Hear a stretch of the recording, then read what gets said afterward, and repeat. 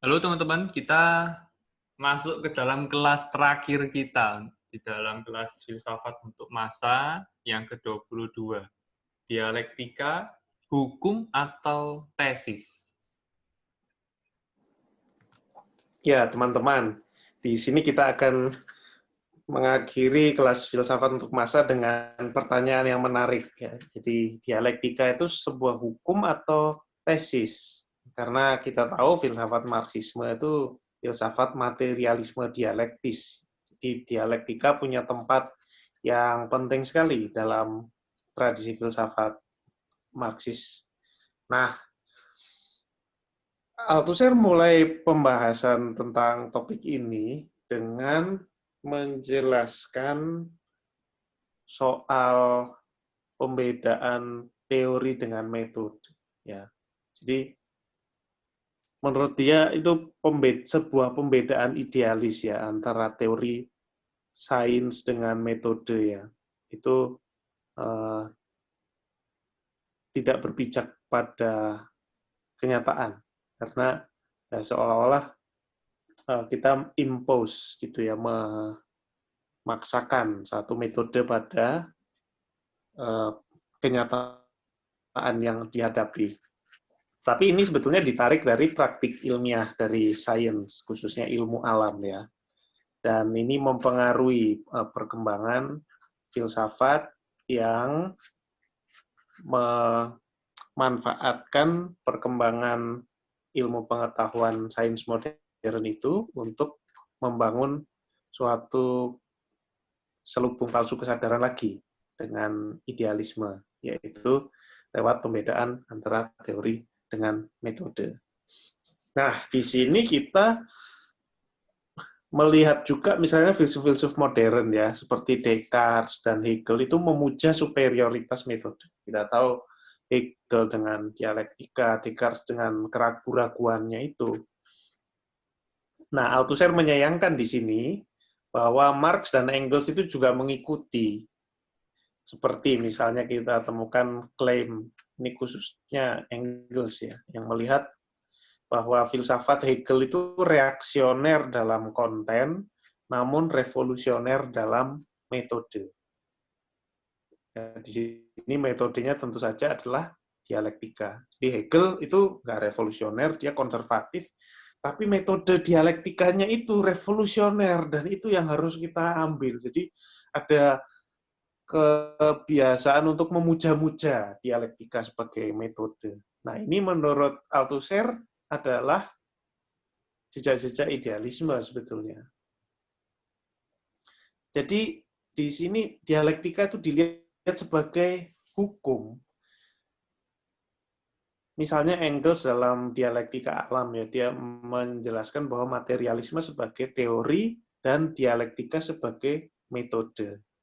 Jadi di sini Engels tuh bahkan hampir mengafirmasi keutamaan dialektika atas materialisme. Jadi kalau dipertanyakan mana yang lebih penting, materialisme atau dialektika? Ya.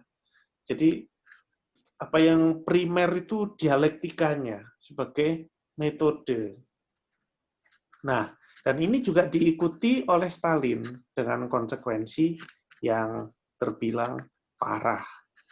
Jadi kalau kita bertanya hukum dialektika atau hukum materi, nah ini ya. Jadi materi itu bergerak terus, berubah, karena materi memang bergerak atau berubah terus, atau karena metode dialektika yang kita paksakan pada kenyataan material.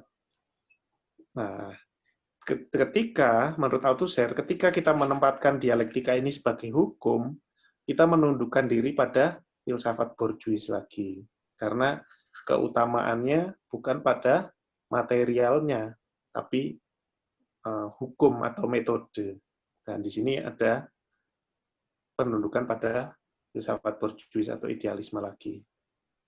Karena itu bagi Althusser, dia menekankan di sini bahwa dialektika itu bukan hukum, tapi tesis. Jadi itu suatu tesis yang kita ajukan, sama seperti dalam penjelasannya dalam sesi-sesi sebelumnya ya, atau bab-bab sebelumnya. Jadi filsuf itu memposisikan tesis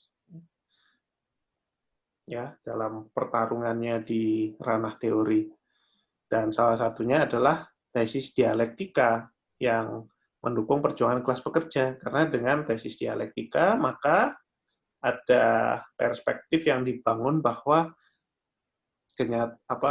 sejarah ini bergerak, berubah, dan bisa diubah. Nah, kita tahu dalam penjelasan-penjelasan sebelumnya juga bahwa setiap tesis itu berciri materialis sekaligus dialektis ya. Bahwa setiap tesis itu pasti ada elemen materialisnya karena dia berkenaan dengan materi. Dan juga sekaligus berciri dialektis karena dia akan selalu mengandung kontradiksi atau pertentangan dengan tesis-tesis yang lain. Jadi materialis karena berkonfrontasi dengan objek eksternal dan juga berdiri melawan tesis lainnya. Dan tugas untuk terus menempatkan tesis kembali di dalam kondisi-kondisi dan konteks-konteks yang berlainan itu akan selalu menjadi tugas yang abadi. Dan di sini akan selalu ada tugas bagi filsuf untuk menempatkan tesis yang membela kepentingan kelas pekerja. Jadi, dan ini bukan tugas individual atau periode tertentu ya. Ini nggak final dengan Althusser, tetapi akan terus berlanjut dalam periode berikutnya. Kenapa? Karena akan ada terus transformasi praktik-praktik sosial, ya, dan juga di sana juga akan muncul perkembangan-perkembangan ideologi yang baru, dan di situ akan selalu muncul tantangan untuk memposisikan tesis untuk yang merepresentasikan kepentingan kelas pekerja dalam pertentangan kelas di ranah teori. Nah, dan akhirnya dengan itu kita kembali ke judul di awal, judul buku ini ya. Mengapa filsafat untuk massa? Karena semua orang setidaknya menerima lewat ideologi dominan atau bentuk batang filsafatnya, remah-remah filsafat yang mempengaruhi ideologi spontan mereka. Nah, jadi orang suka, kadang-kadang ya ada orang-orang yang suka, yang penting yang praktis-praktisnya begitu ya kan, hidup ini sederhana, nggak usah dipikirin yang jelimet-jelimet, yang penting yang praktis saja, yang bisa berjalan begitu. Tetapi kalau kita bisa melihat dalam pembahasan selama ini, sebetulnya semua orang, termasuk mereka yang hanya melakukan praktik itu dalam klaimnya, itu sebetulnya melakukan itu juga terkondisi oleh ideologi. Dan semakin tidak dikritisi, justru kemungkinan besar yang menggerakkan mereka adalah ideologi dominan. Atau kalau bentuk matangnya, bentuk yang lebih kompleksnya adalah filsafatnya. Dan mereka ini akan melakukan praktik-praktiknya dengan remah-remah filsafat itu yang mempengaruhi ideologi spontan mereka. Mereka merasa itu spontan, itu tanpa mereka pikirkan atau temukan, yaitu wajar saja. Dan justru karena wajar itu kemungkinan besar adalah ideologi dominan. Dan karena kondisi yang demikian, maka semua orang sebetulnya bisa disebut merupakan filsuf juga. Dalam arti bahwa semua orang jika memiliki waktu dan sarana, sayangnya nggak banyak orang yang punya waktu dan sarana ini ya, kurang pendidikan, kurang waktu untuk merenung. Tapi sebetulnya semua orang kalau punya itu semua bisa menyadari elemen-elemen filosofis yang mereka alami secara spontan lewat kondisi-kondisi sosial individu mereka. Artinya ketika mereka merefleksikan bagaimana praktik-praktik mereka berjalan dan bagaimana itu dikondisikan oleh ideologi, mereka bisa menangkap itu ada sesuatu di situ yang menggerakkan mereka. Tetapi Althusser juga mengingatkan bahwa untuk benar-benar menjadi filsuf, memang harus belajar pemikiran para filsuf. Karena filsafat tadi itu terkandung dalam karya-karya mereka. Jadi bentuk matang filsafat dari ideologi spontan dan ideologi dominan itu ya memang terkandung dalam karya-karya para filsuf. Sehingga ya memang kalau benar-benar menjadi filsuf memang harus belajar pemikiran mereka. Tetapi buku hanyalah buku ya. Dan disinilah betapa pentingnya bagi kita penjelasan Althusser ini.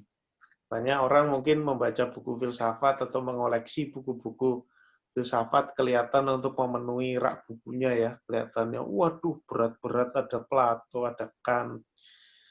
Tetapi ini peringatan Althusser. Tanpa pengalaman konkret tentang praktik-praktik yang tentangnya mereka berbicara, pembelajar filsafat berisiko tak mampu menangkap maknanya. Nah, jadi karena filsafat itu semua berkenaan dengan praktik, ya. Jadi mereka semua itu ide-ide itu semua yang dalam buku-buku itu sebetulnya berusaha mengkondisikan dan mengarahkan praktik manusia. Tetapi ketika kita tidak memiliki pengalaman konkret tentang bagaimana praktik-praktik itu dijalankan dan digerakkan, ini resikonya adalah mereka yang cuma baca buku ini nggak mampu menangkap maknanya dan juga hubungan itu. Artinya dengan kata lain, dia bisa terpenjara dalam lingkaran tertutup dunia abstrak buku-buku yang tidak menyediakan kunci untuk memahami maknanya. Jadi kunci memahami makna dari buku-buku tersebut, dari dunia abstrak itu justru ada dalam kaitannya dengan praktik sosial yang digerakkannya. Maka tidak heran jika para filsuf, termasuk bahkan yang idealis seperti Plato dan Kant, itu bisa menangkap poin ini. Mereka mempertahankan pendapat bahwa filsafat bukan diajarkan dengan buku atau guru, tapi lewat praktik. Dari refleksi tentang kondisi-kondisi dari praktik tersebut, serta refleksi tentang abstraksi yang menuntun praktik-praktik tersebut, dan juga sistem konflik yang menguasai masyarakat dan kebudayaannya. Nah, disinilah seseorang bisa menangkap rahasia di balik dunia abstraksi itu, ya, yang kelihatannya rumit, tetapi ya, ternyata ada hubungannya dengan struktur masyarakat kita, dengan praktik-praktik sosial yang sedang berlaku di masyarakat.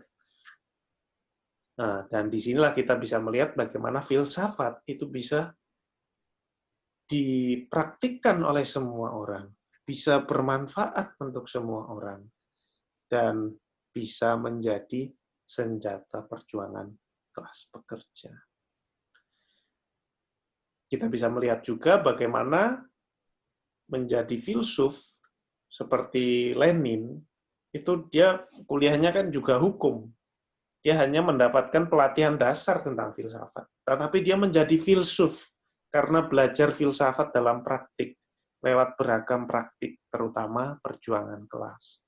Jadi lewat pengalamannya, melibatkan diri dalam perjuangan kelas, dan berusaha untuk memenangkan kelas buruh, menggulingkan kapitalisme, menggulingkan Tsar di Rusia. Nah, disitulah dia justru menjadi filsuf. Justru hari ini orang-orang yang belajar filsafat di kuliah, belajar tentang filsafat dari Lenin. Jadi seorang filsuf adalah dia yang bertarung di ranah teori. Memang pertarungan filsafat itu di ranah teori, seperti sudah dijelaskan sebelumnya. Tetapi untuk bertarung, ia harus belajar bertarung dengan bertarung. Ya. Jadi tanpa pengalaman bertarung, ya bagaimana mungkin dia mau bertarung. Dan di sini kalau kita melihat contoh Lenin, dia punya pengalaman itu. Punya pengalaman bertarung dalam perjuangan kelas, dengan berpartai, dengan Bolshevik. Untuk bertarung di ranah teori, ia harus menjadi teoretikus melalui praktik ilmiah dan praktik ideologis serta perjuangan politik. Ya, jadi supaya bisa bertarung di ranah teori, pertama-tama dia harus fasih dengan arena pertarungan itu. Maka dia harus fasih dengan filsafat juga. Jadi dengan praktik ilmiah dan praktik ideologis ya, menajamkan konsep pikiran kritis, analitis, dan juga akrab dengan teori-teori yang ada, dengan dunia ideologis yang abstrak itu, tapi juga dengan perjuangan politik. Dan dengan demikian dia bisa menjadi seseorang yang bertarung di ranah teori. Ya, teman-teman, jangan lupa untuk subscribe, like, follow, komen, add, dan share. Lalu ikuti terus info-info dari kami di YouTube, Instagram, dan juga Facebook. Sampai berjumpa di kelas-kelas yang baru selanjutnya.